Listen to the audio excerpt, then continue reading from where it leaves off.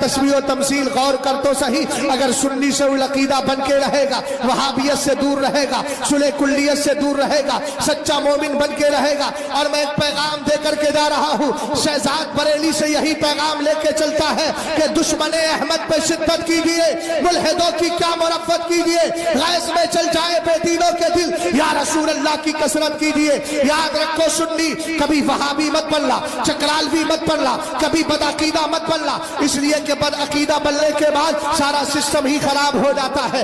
ایک سنی سے العقیدہ ہے، اگر بدعمل ہے لیکن اللہ توفیق دے دے نماز پڑھے گا، اللہ اس کی نماز کو قبول کر لے گا، لیکن اگر مزارات کے خلاف بھونکنے والا ہو گیا، سرکار کے اختیار پہ حملہ کرنے والا ہو گیا، نبی کے غیب پر حملہ کرنے والا ہو گیا، اگر بدعتی اور بد مذہب بن گیا، تو سنو مدینے کے تاجدار فرماتے ہیں لا يقبل اللہ تبارک و تعالی لصاحب البدعۃ صلاۃ ولا صوما ولا صدقۃ ولا حجا ولا عمرۃ ولا جہادا فی سبیل اللہ ولا صرفا ولا عدلا یخرج من الاسلام کما تخرج الشعرۃ من العجین۔ سنو ذرا، کبھی بھی بد مذہب بد عقیدہ مت بننا، نہ رافضی بننا ہے، نہ وہابی بننا ہے، نہ وہابی سے دوستی کرنا ہے۔ وہابی بنتا کیسے ہے؟ کوئی فیکٹری نہیں ہے، ہاں لیکن وہابی کیسے بنے گا؟ وہابی مدرسے میں جانا شروع کر دے، اس کے بعد اس کے نظریات اس میں آنے لگتے ہیں، ان کی مسجدوں میں نماز پڑھنا شروع کر دے۔ اور ایک طریقہ اور ہے، اگر وہ نماز بھی نہ پڑھے، ان کے عقیدے بھی نہ لے، لیکن وہابی کا رد کیا جائے تو سنی کا چہرہ سکڑنے لگے۔ میں نے کہا برا تجھے نہیں کہا جا رہا ہے، ان بروں کو برا کہا جا رہا ہے جنہوں نے مصطفیٰ کی گستاخیاں کی ہے۔ اور ہم جانتے ہیں ہمارا باپ ہمارے نبی کی ذات پر قربان ہے، باپ کو گالیاں دے گا برداشت کریں گے، مصطفیٰ کی ذات کو گالیاں دے گا کبھی برداشت نہیں کر سکتے، اس لیے کہ ہمارے باپ کو گالی دینے سے ایمان نہیں جاتا ہے، لیکن مصطفیٰ کو گالی دینے سے ایمان تباہ ہو جاتا ہے۔ اور ہم تو یہی کہتے ہیں الہیں جانا الہیں مانا، نہ رکھا غیر سے کام، اور نتیجہ کیا ہوا؟ للہ الحمد میں دنیا سے مسلمان۔ سرکار نے فرمایا بدعتی کی اللہ نماز بھی قبول نہیں کرتا۔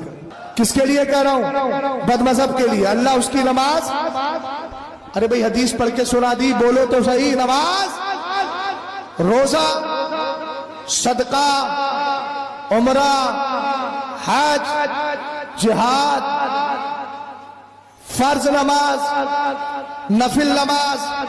ہم نے کہا فرض نماز بھی اللہ قبول نہیں کرتا۔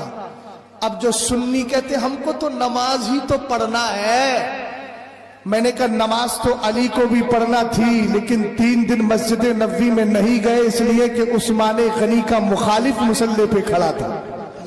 ہمیں نماز ہی تو پڑھنا ہے۔ تو میں نے کہا سن، تو نے وہابی کے پیچھے نیت باندھی، پیچھے اس امام کے، اور سرکار فرما رہے اللہ اس کی فرض قبول نہیں کرتا۔